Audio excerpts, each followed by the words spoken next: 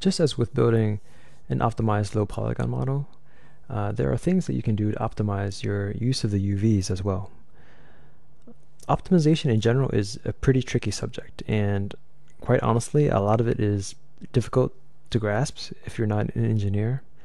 So I'm not going to try to explain all the ways that you can optimize things, because a lot of it is pretty situational. I mean, it can depend on the game engine, the way the materials work, the way the general pipeline works, everything like that. But the first thing I would consider is how many textures and how many materials can you use on your model. I think, if you're unsure, it's probably safe to just go for, a single texture and a single material for your game character. And when I say a single texture, I don't just mean, like one diffuse map. I mean like a single diffuse plus normal plus specular plus, whatever, as long as it all works on that one material. And I think it's good to do something like stick to a single material unless your character has some special needs, and we'll go over an example of that a little bit later. But more textures just means more memory usage in game, and more materials means more draw calls. And it may not mean a whole lot for a single character in isolation, but it can quickly spiral out of control if there are a lot of characters on screen.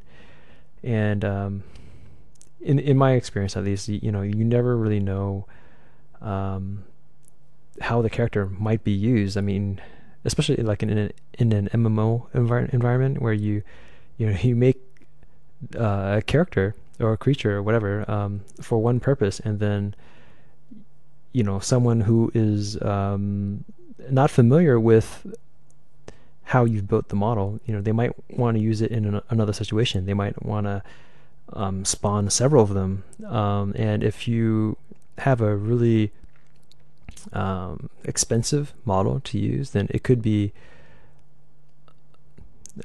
trouble for performance later on.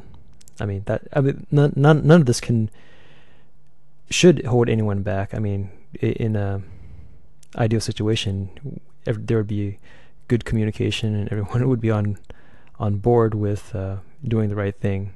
But things slip by, and if you can get away with doing less and still have it look good, then you should definitely try that first.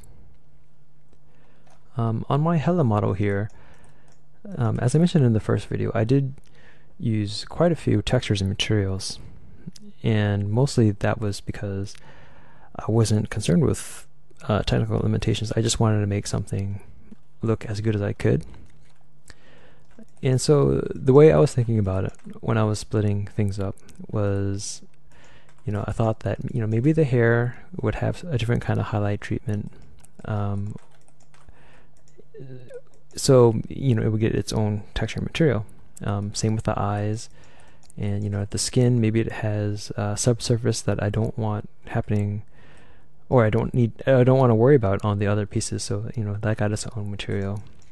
The clothing, there's some kind of Fresnel effects going on, or had different settings for the highlights and reflections, so I had that as its own material. But aside from things like that, I also split things up based on what I thought might be logical in a game setting. For example, the weapon is separate, and also this bag thing separate. So I was imagining, what if she had a different weapon at some point? What if this bag thing wasn't with her all the time? If they're separate, that way, they're easily removable. They can be, other things can be added on, and you don't have to worry about the fact that you're carrying a lot along the data for these other objects if they're not going to be visible all the time.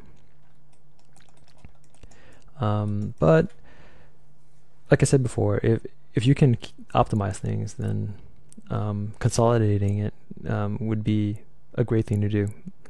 On your portfolio, I know I personally always like to see an artist who demonstrates that they are aware of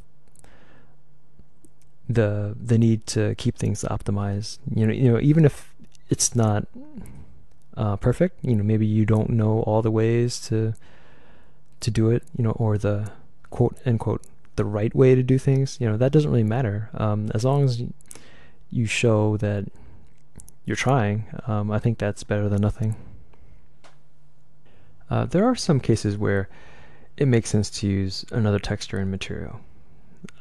And in this example here, you can see I'm really digging back into my past here, just trying to find examples for all of these points I'm trying to make. But as an example, if your character has large wings that need alpha, and the rest of the body does not, then this could be a good reason to use two materials and two textures, just because you can have one material flagged for alpha, before the wings or whatever other pieces that needed, and the other material can just be for all the other pieces to it. In this example here, I didn't use alpha for the wings actually here, but let's just say I did. Then I would take those pieces and maybe this chain piece here, and I would assign those a different material, and I lay out the UVs so that it has its own 0 to 1 space. And then for all these other pieces, I built them so that they didn't need alpha. Then I would try to put those on the other texture sheet and material that is not flagged for alpha.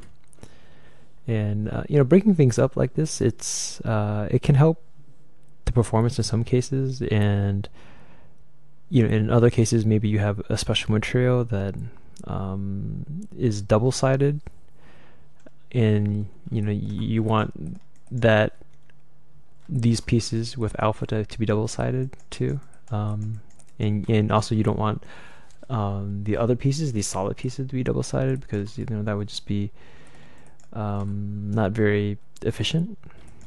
There are a lot of situations, and it really depends on what kind of materials you have access to, and in a lot of other factors. But just speaking in the most basic and general terms, there will be times when using more than one texture material is unavoidable, and these days with at the rate the technology is progressing, a lot of characters in the future are probably going to start using more than one texture material. But since we are talking about game models, I think it's useful to know how to make something work on the lower end, and just be thankful when you don't have to worry about those kinds of things in more higher tech kinds of games.